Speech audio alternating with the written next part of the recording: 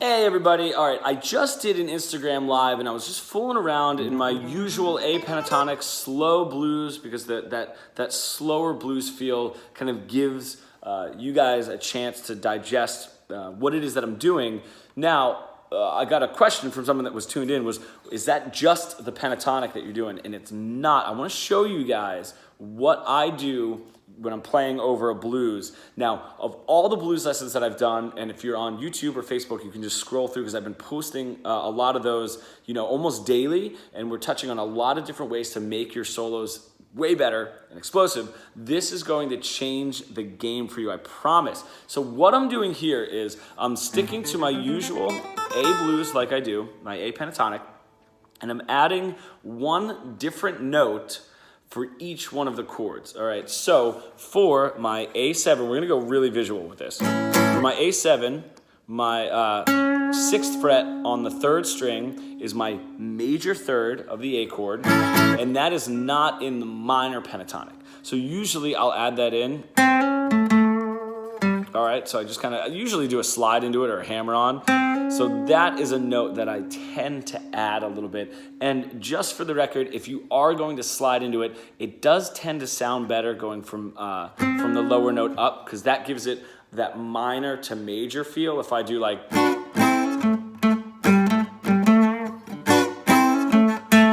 I'll even just show you guys that. I just kind of do all 7s here, and then all 5s, and I hammer on the 6th fret on the 3rd string. All right. Same thing when we go to the D, the 4 chord. Visually, all of these notes are in that minor pentatonic, the A minor pentatonic, except where our pinky is, the 7th fret of the B string. All right. So that is a note that I'll add. Also, that is the major 3rd. So this dominant bluesy feel kind of shifts between major and minor. So I'll do a lick where I'll slide into it from the 6th fret, and that really breaks it up because that 6 is also not in the pentatonic. So 6 to 7, and that gives it a feel of playing specifically over the 4 chord and not just doing the same licks carried out through a full 12 bar. Now, visually again, if we go to our E7, there's going to be 2 notes. The one that I use a lot is the 7th fret on the bottom string. Now, I'll use the 7th fret on the B and the E string generally in a blues anyway, because it gives it a little, if I were to do, has a very bluesy minor feel, and if I switch that and I go to the 7th fret,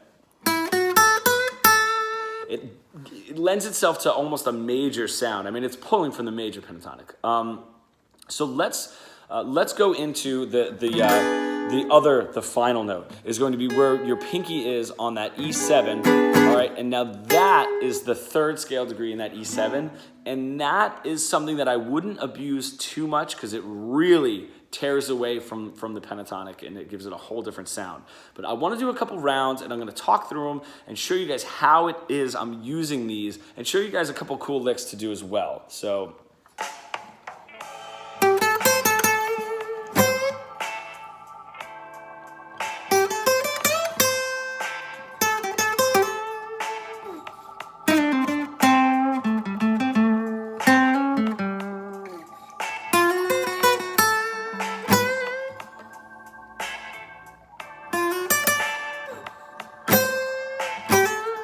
even that, I don't want to go too far without showing you guys what I'm doing. This is one of my favorites. So first of all, I'll do a lot of those for the A7, right? Sliding from that minor 5th fret, 3rd string into the 6th, and then actually ending it on the 5th fret over here on the D, and that gives it like this tritone tense feel, which I love doing, and then eventually bringing it up to the A.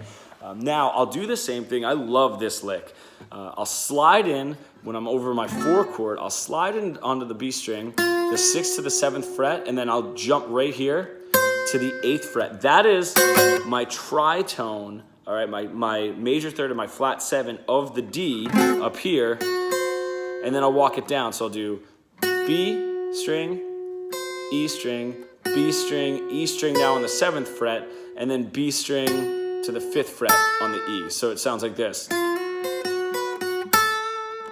All right, and that really brings out a lot of tonality for the 4 chord. All right, so let's continue.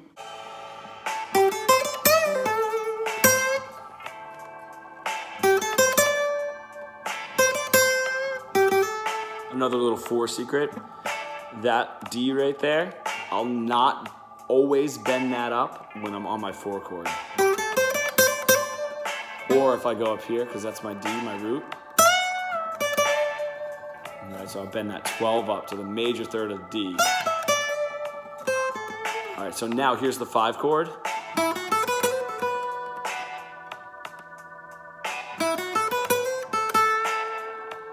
Just those 2 licks.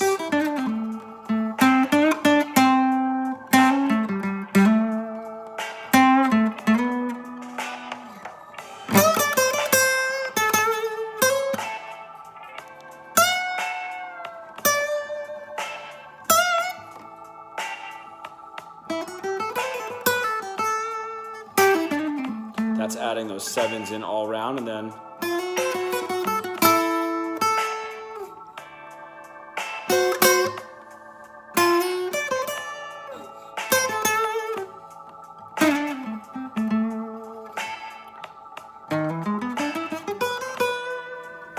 that is just doing E7 and ending on that. So I'm just doing an E7 arpeggio. That might be a little further ahead from where you guys are. So just straight up an E7. But if you notice, I started that in the middle of the measure before it actually happened. So I'm introducing that E7 very abruptly.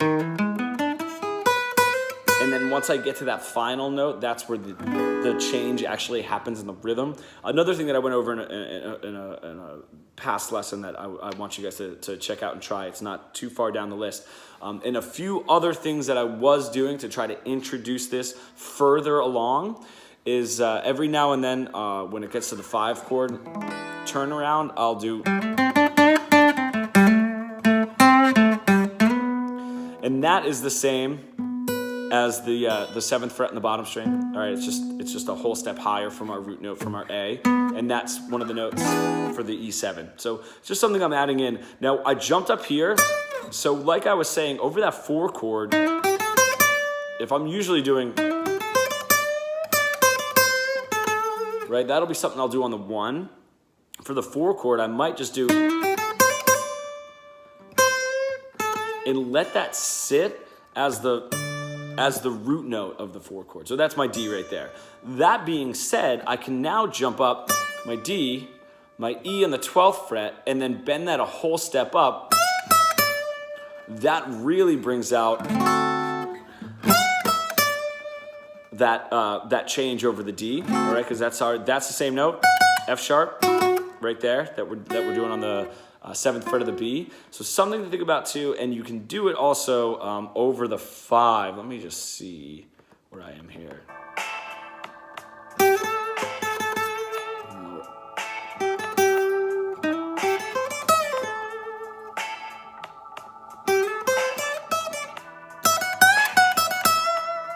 And then bring it down for the 5 and the 4 chord.